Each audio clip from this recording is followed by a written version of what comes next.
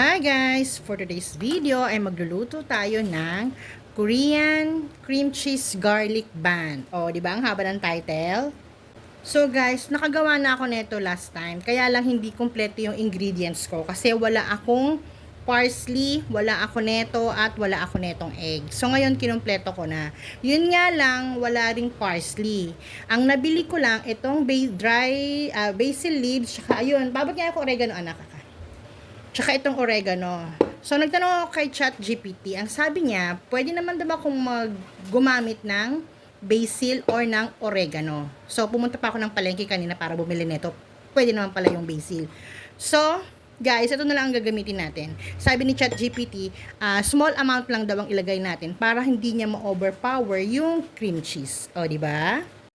So, ayan. Ito yung ingredients natin. Siyempre, ang star ng ating lutuin ngayon, ang cream cheese. Tinansya ko lang yung dami niya. Meron tayong all-purpose cream. Ilalagay natin dito. Sugar. Tapos, para naman dun sa ating pagsasawsawan o yung garlic, buttered garlic natin. Siyempre, meron tayong itong butter. Meron tayong garlic na pinino. Egg. Basil. So, ayan. Yan yung gagamitin natin para... Itong oregano, hindi ko na ito gagamitin, guys. Ito na lang basil, ha? So, tara, guys. Magluto na tayo. Guys, nakalimutan ko sabihin, ito palang tinapay. Bumili lang ako ng Monay kasi hindi pa ako marunong... hindi pa ako marunong gawa ng bread. At kung marunong man ako, wala pa tayong oven. Meron lang tayong, anong tawag dito? Air fryer. So, muna tayo. Pagkasyahin muna natin ang sarili natin sa, bun. Okay? So, una, ito, yung ating cream cheese ay, dudurugin muna natin. Guys, nakita nyo to? O, diba, ang ganda sa Shopee. Umorder ako nito. Kung gusto nyo umorder nito, dun sa, meron akong link na ipinost dun sa Facebook ko. I-click nyo yun, ha? Para maka-order kayo nito. Maganda siya, guys. Pwede daw to kahit sa, mainit, hindi malulusaw. Pero maganda naman siya. O, diba, ayan. So, ayan, dudurugin lang muna natin siya. Parang dami ng cream cheese natin, no? Parang sabagay, mas masarap yung marami tayo ilalagay dun sa ating bun. So, dudurugin lang muna natin to, ha? Tapos, guys, ilalagay na natin itong ating, tama ba? Dito ba? Oo, tama dito. Lalagyan na natin yung all-purpose cream natin dito. Yan.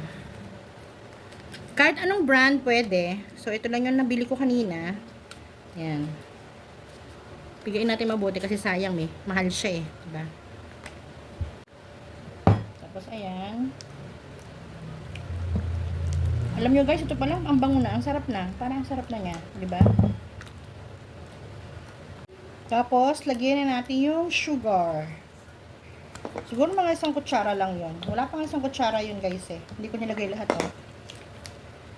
may nakalimutan pa pala akong ingredients na ilagay dun sa ating Sige, mamaya na guys. So, ayan. So, guys, ginamitan ko na siya ng hand mixture kasi matagal pag yung uy, what's that? Yung yung mano-mano lang. Tapos ito pa pala yung sinasabi kong kulang na ingredients, yung condensed milk. Siguro maglagay lang tayo ng mga isang kutsarang condensed milk, ha? Depende sa inyo kung ayaw nyo maglagay, di wag kayo maglagay. Yan. Tapos mimix na natin.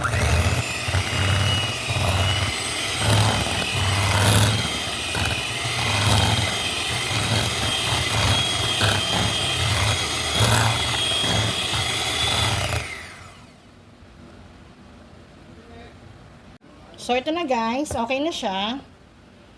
Set aside muna natin to. Ang gagawin naman natin ngayon yung ating butter garlic. So, para naman dun sa ating butter garlic na pagsasawsawan. So, ito, meron tayong isang egg. Kasi nung unang gawa ko guys, wala akong nilagay na egg. Butter and garlic lang. So, sabi ng pinsan ko, sa Cheche, kulang daw yung lasa. So, ayan. Batihin muna natin yan. And then, lagay na natin tong garlic. Mas maraming garlic, yun din ang sabi niya, mas maraming garlic, mas masarap. O, diba? Ayan. Medyo mainit pa kasi yung butter natin And then, itong ating basil, konti lang. Sabi kasi, dami. Sabi kasi ni ChatGPT, konti lang daw. Ayan. Bawasan natin. Ayan. Okay na siguro yan. Guys, wala kasi akong piping bag. So, ito na lang plastic labo yung gagamitin natin. Ha? Wala Hindi pa ako nakabili. Wait nga. Actually, meron ako dyan. Kaya lang lumang-luma na. Ayoko na siyang gamitin. Minsan ko lang siya nagamit. Ayoko na siyang gamitin. Kasi alam ko parang disposable yung mga ganun eh. So, ito na lang plastic. Na, pwede naman to eh. Gawan na lang natin ang paraan. Wait nga. So, yan guys, oh. Nag-scoop ako using the spatula and then ginanyan ko sa plastic. So, ayan. Yan lang muna. Ayan. O, diba? Okay na rin naman yan, eh. Nung gumamit ako dati ng plastic, pag piga ko, pumutok. Pero ngayon, dadahan-dahanin na lang natin para hindi siya pumutok o sumabog. Asa na? Ito, oh. Ito, guys, oh. Ito ko nang ito. Hindi nyo pala nakikita. Ayan, oh, oh, diba? Sayang nga lang yung iba kasi hindi natin nagagana. Ayan, oh. Hindi siya ano. Diba? Yun nga, o-ordering ko sa susunod sa online. Piping chenes. O, diba? So, ito guys, yung binili ko. Binili ko to kahapon, bagong luto pa sa bakery. Ngayon, oh, ang liit lang, oh. Pero kaya lang kasi snack lang naman natin ngayon. 4 lang na ganyan. Kasi sa nakita ko, dapat ganun pa eh. Kaya lang maliit yung tinapay natin. Monay lang kasi to guys. Di bali guys, pag-aaralan ko gumawa ng tinapay. Marunong na akong gumawa ng tinapay. Gagawa tayo din ito. So, ayan. Pinapainit ko na yung ating air fryer. Doon lang natin siya lulutuin. Kailangan maging generous tayo sa cream cheese. Diba? 6 lang muna kasi baka magkulang yung cream cheese natin eh. Ayan.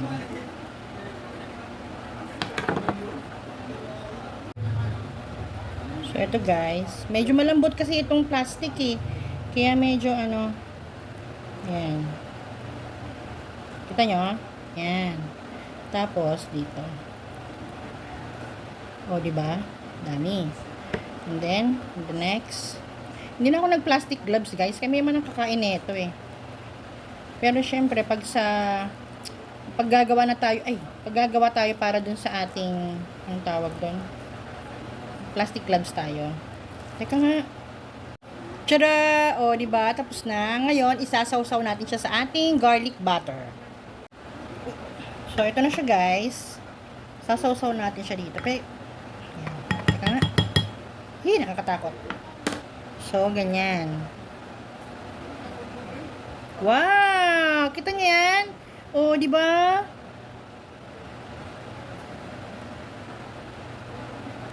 Wow!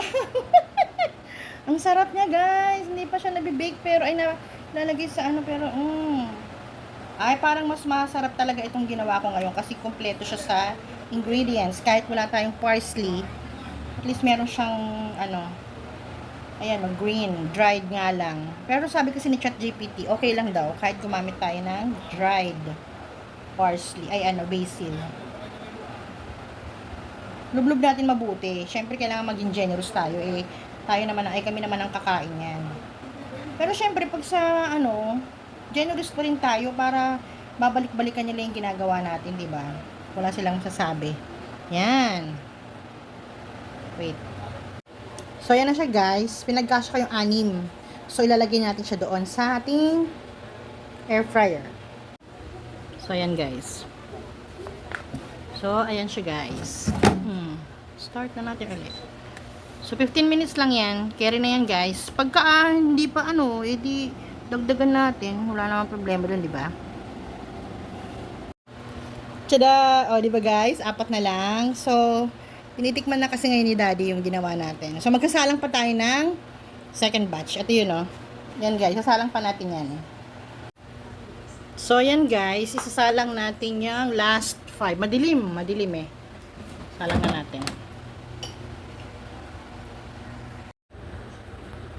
Tada! O, diba guys? Ang dilim. O, ayan na siya guys. Okay na siya. Luto na. Ito na po ang version ko ng Korean garlic cream cheese. Sana nagustuhan nyo. Thank you for watching. Bye!